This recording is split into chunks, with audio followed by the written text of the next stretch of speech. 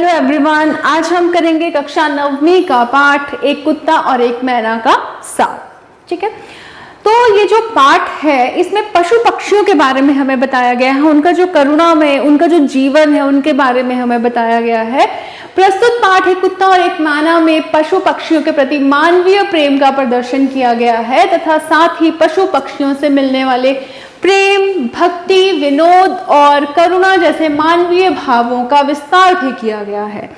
इसमें गुरुदेव जो है रविंद्रनाथ टैगोर की कविताओं और उनकी यादों के सहारे रविंद्रनाथ की संवेदनशील आंतरिक विराटता और सहजता का चित्रण किया गया है।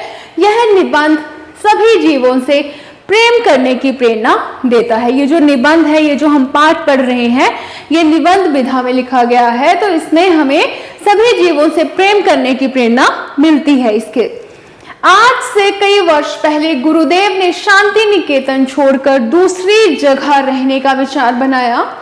शायद उनका स्वास्थ्य अच्छा नहीं था, हो सकता है उनकी तबीयत अच्छी नहीं थी, इसलिए उन्होंने जो गुरुदेव थे उन्होंने शांति निकेतन छोड़कर कहीं दूसरी जगह कौन सी थी, वो श्री निकेतन में उन्होंने रहने का मन बनाया था। उन्होंने तय किया था कि श्री निकेतन के पुराने 3 मंजिला मकान में कुछ दिन रहेंगे। उसमें लोहे की घुमावदार सीढ़ियां होने के कारण उन्हें तीसरी मंजिल पर बड़ी कठिनाई से ले जाया गया। अब लोहे की घुमावदार सीढ़ियां तो सबने देखी है ना, कितनी मुश्किल होता है उनको चढ़ना, तो उनकी तबीयत भी सही नहीं थी, इसलिए वो बड़ी कठिनाई से वहां पहुंचे। कमजोर शरीर वाले रविंद्रनाथ टैगोर के लिए वहां जाना संभव नहीं था। छुट्टियों के दिन लोगों के बाहर चले जाने के कारण लेखक ने सपरिवार गुरुदेव के दर्शन का निश्चय किया। लेखक जब उनके पास पहुंचे तो उस समय वे अकेले तथा प्रसन्नचित्त थे तथा कुर्सी पर बैठे अस्त होते सूर्य को देख रहे थे। उन्होंने लेखक से कुशल-क्षेम के प्रश्न पूछे। उसी समय उनका कुत्ता उनके पास आकर पूंछ हिलाने लगा। गुरुदेव ने उसकी पीठ पर हाथ फेरा, मतलब उसको प्यार से सहलाया। वह आनंदित हो उठा, जो कुत्ता था वो खुश हो उठा, आनंदित हो उठा। इन्हें कैसे पता कि मैं यहाँ हूँ? वह बिना किसी के बताए 2 मील चलकर यहाँ आ गया। वो जो कुत्ता था वो बिना किसी को कुछ भी पता नहीं था और वो 2 मील तक वहां पर चलकर आ गया था। इसी कुत्ते को लक्ष्य कर गुरुदेव ने आरोग्य पत्रिका में एक कविता लिखी थी जिसमें उसकी स्वामी भक्ति का वर्णन था। जो वो कुत्ता था उसकी स्वामी की भक्ति का वर्णन किया गया था। कविता का भाव यह है कि प्रतिदिन वह भक्त कुत्ता आसन के पास स्तब्ध होकर तब तक बैठा रहता जब तक अपने हाथों के स्पर्श से इसका संग नहीं स्वीकारता। इतने मात्र से ही उसके अंग अंग में आनंद का प्रवाह बह उठता है। यही वह एकमात्र जीव है जो अच्छा बुरा सबको भेद कर संपूर्ण मनुष्य को देख सकता है। वो बोल तो नहीं सकता, लेकिन सब कुछ महसूस जरूर कर सकता है। लेखक कहता है, जब भी वह उस कविता को पढ़ता है तो तितली की वह घटना उसकी आंखों के सामने प्रत्यक्ष रूप ले लेती है। जब वो उसके बारे में पढ़ता है तो वो जो घटना उस समय हुई थी उसका प्रत्यक्ष रूप उसकी आंखों के सामने आ जाता है। उस दिन की वह सामान्य सी घटना आज विश्व की अनेक महिमाशाली घटनाओं में बैठी है। जब गुरुदेव का चिताभस्म कलकत्ते से आश्रम लाया गया तब भी वह कुत्ता अन्य आश्रम वासियों के साथ शांत भाव से उत्तरायण तक गया और चिताभस्म के कलश के पास कुछ देर तक बैठा रहा था। जो चिताभस्म के जो कलश था वहां पे वो कुत्ता कुछ समय तक बैठा रहा था। कुछ और पहले की एक घटना है कि गुरुदेव बगीचे में फूल पत्तों को अत्यंत ध्यान से देखते हुए टहल रहे थे। लेखक भी साथ थे। वे एक महाशय से बातें भी करते जा रहे थे कि गुरुदेव ने उनसे अचानक पूछा कि सारे कौवे कहाँ चले गए, एक की भी आवाज नहीं सुनाई दे रही।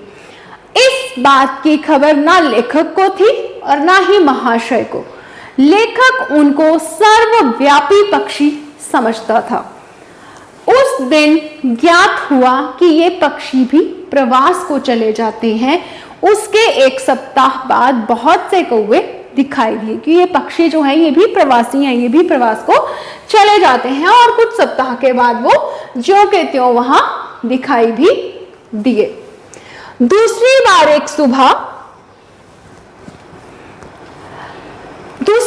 सुबह लेखक गुरुदेव के पास थे। उस समय वहां एक लंगड़ी मैना जो थी वो भी खेल रही थी।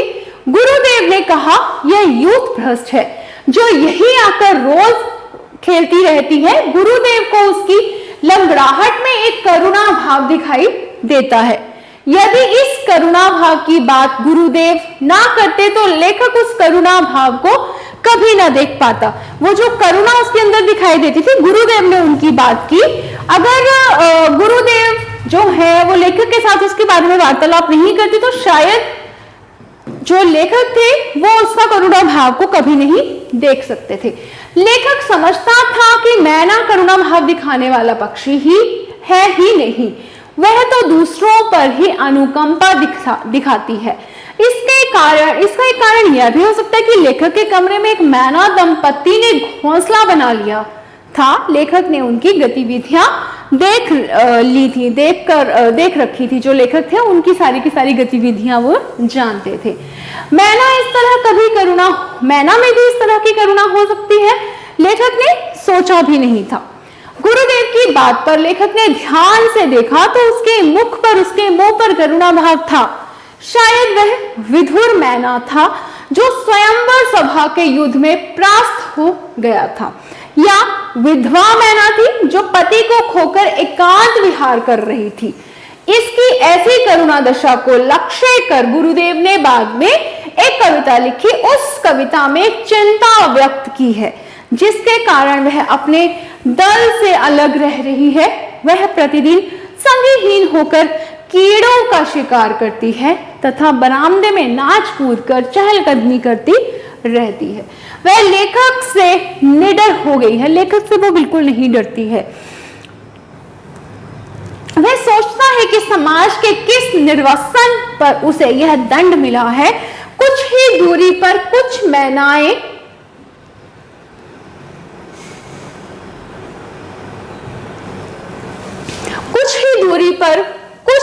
शीर्ष के वृक्ष पर बकझक कर रही हैं, पर यह सबसे अलग सहज मन से आहार चुगती हुई झड़े पत्तों पर कूदती फिर रही थी। वो अकेली थी। इसके चाल में वैराग्य का भाव भी नहीं है। इस कविता को जब लेखक पढ़ता है तो उस मैना की करुणा मूर्ति उसकी आंखों के सामने घूम जाती है। लेखक की आंखें उस मैना तक नहीं पहुंच सकी, पर गुरुदेव की दृष्टि उसके मन स्थल तक पहुंच गई।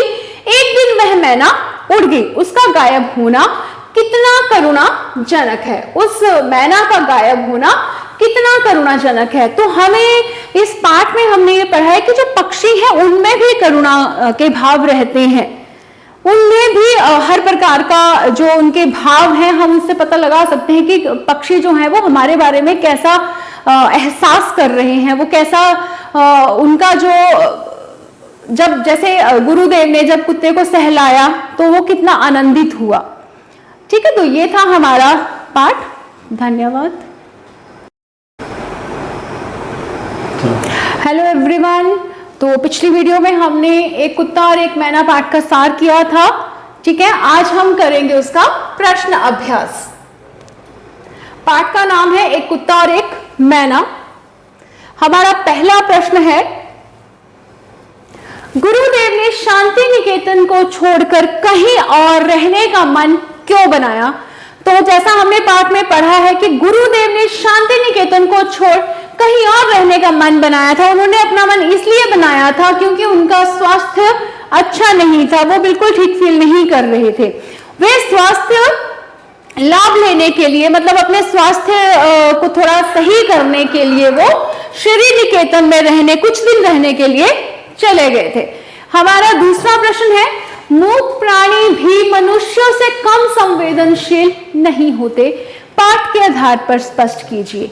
मूक प्राणी वो होते हैं जो बोल नहीं सकते हैं, ठीक है, तो मूक प्राणी भी संवेदनशील होते हैं, उन्हें भी स्नेह की अनुभूति होती है, उन्हें भी प्यार की भाषा आती है, वो भी उस प्यार को महसूस कर सकते हैं।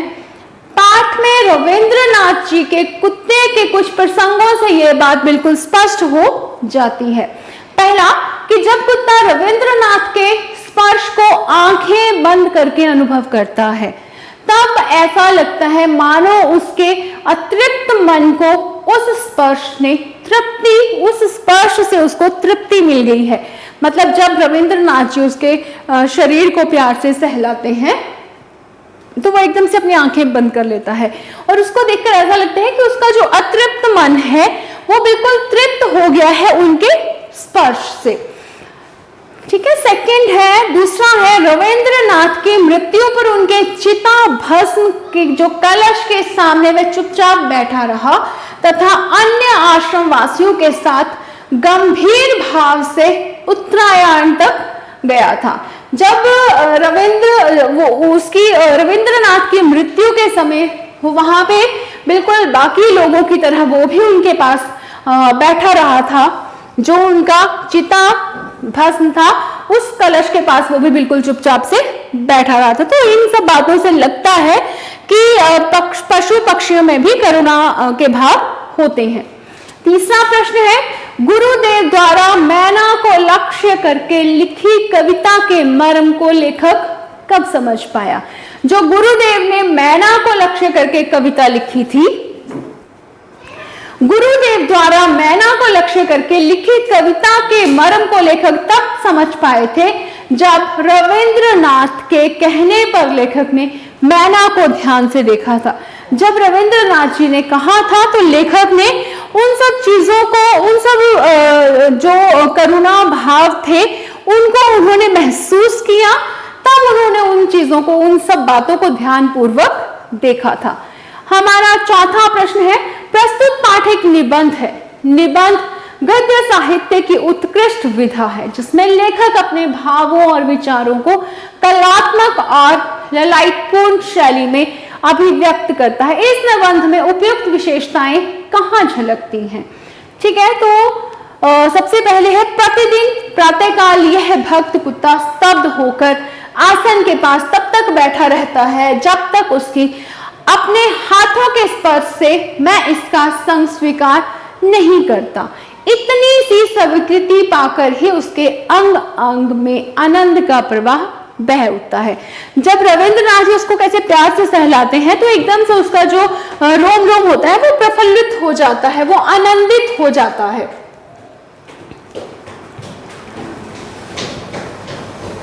इस बिचारी को ऐसा कुछ भी शौक नहीं है, इसके जीवन में कहां गांठ पड़ी है यह सोच रहा हूं।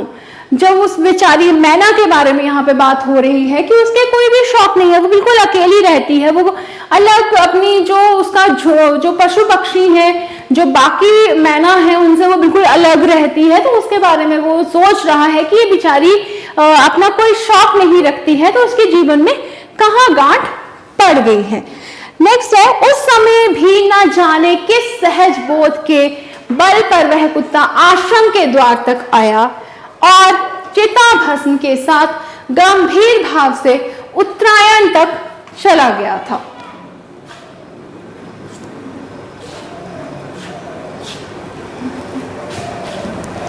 हमारा पांचवा प्रश्न है, आश्चर्य स्पष्ट कीजिए। इस प्रकार कवि की मर्म भेदी दृष्टि ने इस भाषाहीन प्राणी की करुणा दृष्टि के भीतर उस विशाल मानव सत्य को देखा है जो मनुष्य के